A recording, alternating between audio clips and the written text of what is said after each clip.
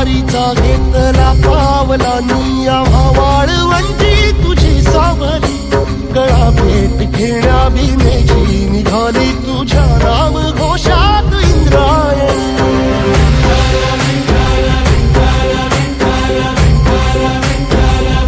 भिडे आसमंती ध्वजा वैष्णवांची उभी पंढरी आज नानावली तुझे नाव ओठी तुझे रूप ध्यानी जीवाला तुझी आस लागली